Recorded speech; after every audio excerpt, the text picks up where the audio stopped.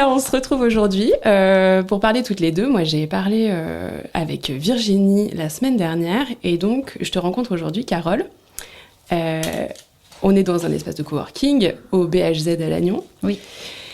Et dans un espace de coworking, on travaille, mais on fait aussi quelque chose assez souvent, c'est boire des boissons chaudes. Alors, je vais te poser cette première question. Carole, plutôt thé ou café ? Plutôt café. Ok. Alors, est-ce que tu peux te présenter pour nos auditeurs et pour moi-même d'ailleurs, puisque finalement on se rencontre aujourd'hui et c'est aussi à ça que c'est un espace de coworking. Écoute, voilà, mon prénom c'est Carole. Je suis à l'espace de coworking depuis septembre maintenant. J'exerce le métier de QHSE. Donc, qualité, hygiène, sécurité, environnement. Je travaille pour un groupe qui est sur Paris. Et j'ai 3 pôles d'activité. Donc, je manage cette partie-là pour 3 pôles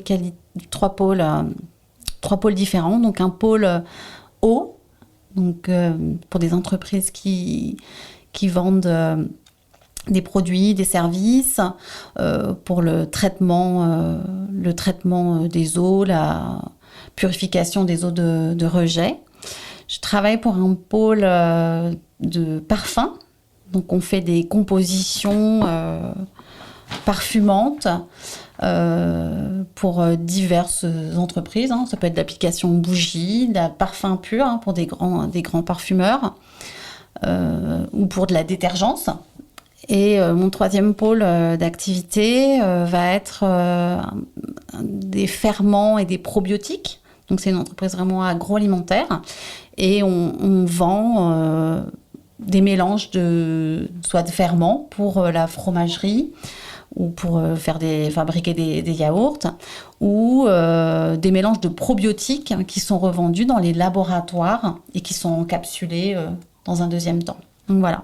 Donc moi, mon rôle, c'est de manager la partie qualité pour tous ces pôles, avec l'aide de coordinateurs ou de responsables qualité sur le site, et d'avoir un flux, d'avoir le même management pour toutes les entreprises.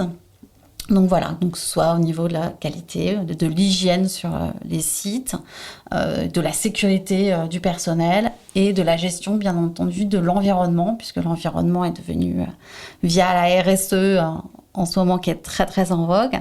Donc voilà, donc en ce moment, je travaille beaucoup sur l'environnement, beaucoup sur le déploiement de la RSE dans notre groupe. D'accord. Voilà. Donc, tu travailles dans le cadre d'une entreprise, tu n'es pas freelance ? Oui, je suis salariée dans une entreprise. Oui, d'accord. Oui. Et qu'est-ce qui fait que tu te retrouves dans un espace de coworking ? Parce que finalement, c'est un peu inhabituel. On a l'habitude plutôt de voir des travailleurs indépendants. Enfin, en tout cas, c'est l'image qu'on en a ou que moi, j'en ai. Et tu peux nous dire ce qui fait que toi, tu t'es retrouvée ici plutôt que dans le cadre vraiment de bureau Alors, je travaillais déjà pour ce groupe-là. Donc, je travaille pour le groupe depuis 2018 maintenant. Ok. On avait en 2018 une usine qui était sur Prat. Ok. Une usine qui n'a pas vraiment survécu au Covid. D'accord. Voilà, avec des grosses augmentations de prix des matières premières. Dans cette usine, je gérais l'usine, très peu de salariés, il y avait 4 salariés. Je gérais l'usine et je gérais déjà le management des entreprises, donc le QHSE au niveau du groupe. Et quand l'usine a fermé, je me suis retrouvée, on va dire, toute seule dans un bureau dans l'usine. Oui, ça a duré 4 mois où j'y allais le matin, mais c'est un peu post-apocalyptique comme vision. C'était la catastrophe. Donc j'ai appelé mon PDG, je lui ai dit non, ça va pas aller, je vais finir en dépression là toute seule, et parce que j'ai beaucoup de travail, donc je passe beaucoup de temps enfermée dans le bureau à l'espace de coworking, mais le fait d'être seule, c'est quand même assez compliqué. Ouais. Donc c'est vrai que j'ai besoin de voir un peu de monde, et la vie sociale, c'est quand même important au niveau du boulot. Donc voilà, donc je me suis retrouvée à chercher un espace de coworking pour pouvoir avoir vraiment un bureau, parce que j'ai mon bureau indépendant. Et puis, j'ai téléphoné ici, j'ai fait une visite, et puis voilà, j'ai très vite signé, parce que ça me convenait tout à fait. Et puis, voilà. Ok, très bien. Alors, en parlant de cet espace de coworking, ça s'appelle donc le BHZ, c'est sur le thème des super-héros. C'est ça. Alors Carole, si tu étais un super-héros ou une super-héroïne, qui serais-tu ? Alors moi, c'est pas forcément un super-héros ou super-héroïne. Là, je me dirais que je ressemble plus peut-être à Speedy Gonzalez, parce qu'on me dit tout le temps que je suis toujours en train de courir partout. Je m'arrête jamais. Donc voilà, c'est pas un super-héros, mais... cours partout. Voilà, c'est moi. Je suis toujours en activité, que ce soit au boulot. Quand je commence le matin, on ne sait jamais quand je termine. Donc, je suis assez réputée pour ça ici. J'enquille ma journée, puis on arrive à la maison, je fais pareil. Donc, ok, voilà. ah oui. Donc, ça s'arrête jamais, quoi. À un moment donné, peut-être tu tombes quand c'est l'heure pour toi. Même pas. J'ai toujours été comme ça, et voilà. Mais ça fait partie de... Je sais pas si c'est... un défaut peut-être, parce que du coup, il faut savoir s'arrêter quand même, mais un peu de mal à couper. Après, les rythmes de chacun sont différents. Et d'ailleurs, le fait de pouvoir peut-être être dans un cadre de travail qui est un peu extérieur à l'entreprise, ça te permet peut-être aussi de pouvoir t'adapter, de pouvoir adapter à ta personnalité. Mon employeur m'avait proposé de faire du télétravail, en fait, clairement, puisque j'avais aussi cette possibilité-là, donc... Mais c'est quelque chose qui est très compliqué pour moi, parce que quand on a mon tempérament, on ne sait pas s'arrêter. Donc on n'arrive pas à séparer la vie professionnelle de la vie privée. Et on se retrouve à être en train de gérer des dossiers à pas d'heure le soir, ce qui n'est pas... c'est pas forcément un bien pour la vie privée. Et pour l'efficacité dans le travail aussi, c'est pas forcément... Complètement. Moi aussi qui ai tendance à être assez poreuse dans mon travail, ma vie privée, et aimer bien travailler à des horaires un peu qui sortent de l'ordinaire, je me rends compte parfois que des fois on pousse en se disant « Allez, je veux terminer, je suis à fond ». Et finalement, faire une pause, ça peut être quand même plutôt plus efficace que de jamais s'arrêter. C'est vrai. La question du rythme, c'est une question que je trouve hyper intéressante, et aussi qui a été remise en question avec le Covid, le fait que les gens ont pas mal télétravaillé et tout ça. Et du coup, est-ce qu'il y a des moments dans la journée où où tu te dis, je vais plutôt faire tel type de tâches, à ce moment-là, je vais plus être efficace à faire d'autres types de tâches, ou juste, tu commences et puis t'as la tête dans le guidon Alors moi, je commence et j'ai la tête dans le guidon. J'ai beaucoup de meetings, de visio. Mon timing est beaucoup géré par les urgences. Donc, on va dire que j'arrive à gérer les dossiers de fond en tout début de matinée. C'est pour ça que je commence de bonne heure, avant que toute mon entreprise s'éveille. C'est ça. Quand tu sais que tu vas pas recevoir de mail, pas d'appel, pas de sollicitation. Exactement. Et en fin de journée, au niveau du siège et des entreprises, tout le monde a fini, on va dire entre 5h et 5h30. Et voilà, et là, je peux encore retravailler sur mes dossiers de fond à partir de cet horaire-là. Sinon, c'est cadencé uniquement par les urgences terrain, on va dire. Et toi, comment... c'est vraiment... pas adapté à tout le monde de ce type de sollicitation. Moi, personnellement, si je devais travailler dans l'urgence, dès qu'il y a une urgence, ça aurait plutôt tendance à me paralyser plutôt qu'à me motiver. Toi, c'est quelque chose qui, au contraire, ça te fait un shot d'adrénaline ou juste, c'est comme ça, tu composes avec ce truc-là. Je pense que ça fait partie de mon métier, en fait. J'ai toujours été responsable qualité depuis des années, parce que je fais ce travail-là depuis 1999, dans plusieurs entreprises, et... tu dois avoir de la réactivité pour la prise de décision dans mon métier. Donc, c'est quelque chose qui a toujours cadencé mon travail et qui fait aussi partie de mon tempérament, je pense. Voilà. Donc, ça fait partie peut-être des compétences à avoir. Mais j'ai toujours fonctionné comme ça. Donc, ça ne me dérange pas. Ça me dérange pas du moment que tu arrives à travailler quand même dans l'amélioration de fond. Donc, il ne faut pas que toutes ces urgences... t'empêche de travailler sur tes sujets de fond. Oui, bien sûr. Ok. Pourquoi parce que tu disais tout à l'heure que tu avais cherché un espace de coworking en sortant quand tu avais voulu sortir de cette usine où tu étais un peu seule. Pourquoi tu as choisi un espace de coworking et pas chez toi? Est-ce que c'était vraiment une question pratique ou parce que tu voulais... Oui, alors je pense... Alors, c'était plusieurs choses. Déjà, l'espace de coworking, il est assez bien quand même centré au centre-ville de Lannion. Donc, c'est vrai que ça rentre quand même en compte.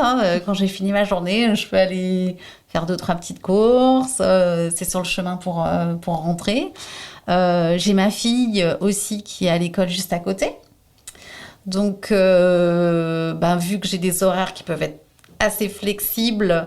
Soit je peux aller la chercher quand elle finit plus tôt. Enfin là, je l'embarque et on va à la maison. Je vais finir ma journée à la maison. Ou alors, elle peut me rejoindre aussi à l'espace de coworking, puisque ça ne pose pas de problème en fait, parce qu'elle s'installe à une table, elle fait ses petits devoirs. Donc c'est assez confort quand même. C'est sympa de faire ses devoirs dans un espace de coworking. C'est quand même assez chic. Ben oui, mais du coup, c'est assez confort quand même parce que ça colle complètement avec mon rythme. Donc voilà, elle est à 5 minutes, elle descend, elle en a pour 5 minutes à pied, elle arrive là, je lui ouvre la porte et puis elle fait ses devoirs, on rentre à la maison et on a fini notre journée toutes les deux. Voilà. Et puis on peut passer vraiment à notre vie perso. Donc voilà. Ça fait partie de mon choix. Y a pas... J'ai contacté d'autres espaces de coworking. Mais voilà, après, des fois, on n'a pas forcément le feeling non plus, soit avec la personne qui répond au téléphone, soit avec l'espace en lui-même. Je pense qu'il faut se sentir bien. Oui, bien sûr. Voilà. On y passe quand même beaucoup de temps. On y passe énormément de temps. Surtout toi en tant que résidente. Voilà, c'est ça. Et alors, donc tu disais que le groupe dans lequel tu travailles est basé en région parisienne, c'est ça que tu disais? Alors, le groupe, je fais partie du groupe Proxys, développement, qui est sur Paris, oui. Après, on rayonne au niveau du monde. D'accord. Donc, j'interviens dans une entreprise aux États-Unis aussi. Ok. Dans le parfum. Mais on a des usines, ou des laboratoires de recherche à Dubaï, par exemple. On a une usine en Chine. Donc, voilà. Et donc, avant d'être à Prat, tu étais déjà en Bretagne ou tu étais plutôt ailleurs? Avant d'être à Prat, j'étais dans l'usine qui a été rachetée par le groupe Proxys. D'ailleurs, l'usine dans laquelle je travaillais a été rachetée par le groupe en 2018. Moi, j'étais en Bretagne depuis 2015. Ok, donc ça fait un petit moment. Sur Prat depuis 2015. Et avant, j'exerçais sur Concarneau. J'étais dans la bière. D'accord, donc bretonne quand même. Oui, complètement. Moi, j'ai toujours habité en Bretagne. Enfin, j'ai toujours travaillé en Bretagne, oui. D'accord. Ouais. Et donc les Côtes d'Armor depuis quelques années. C'est ça. Et est-ce que dans les Côtes d'Armor, il y a un endroit que tu aimes particulièrement, que tu trouves ressourçant, qui te fait du bien, où tu aimes te rendre pour décompresser? Eh ben, moi, j'habite à côté de Port-Blanc, donc Penvénan.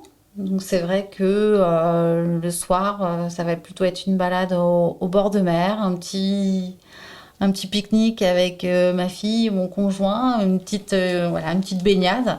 Donc, on aura tendance à aller sur Trestel, par exemple. Voilà. D'accord. C'est vrai que dans la région, on a quand même le choix de... Enfin, c'est chouette de vivre au bord de la mer, que des activités qui, pour certains, peuvent paraître des activités des vacances. Oui. Nous, ça puisse s'inclure dans notre quotidien. Et voilà. Complètement. Une petite sortie à la plage comme ça le soir. Ouais. C'est quand même canon. Avec le beau temps qu'il fait en plus ces dernières années, là, pendant l'été. Bon, on va pas s'en priver. Puis ça fait quand même du bien. Et puis ça permet vraiment de couper, vraiment. Enfin, de terminer ta journée. Tu passes vraiment à autre chose. Et c'est important. Pour ton équilibre, et puis pour repartir sur une autre journée encore le lendemain. Quand ça fait 12 heures que tu regardes un écran, c'est bien de regarder un peu plus loin que à 40 cm de tes yeux. Ouais. C'est ça. Et donc, pour conclure, est-ce que tu aurais un petit mot pour la team BHZ? Eh ben, merci à tous, merci à Rosen pour sa présence, sa disponibilité, son écoute. Et puis voilà, bonne continuation et au prochain petit repas qu'on se fait. Et ben merci Carole, à bientôt. À bientôt.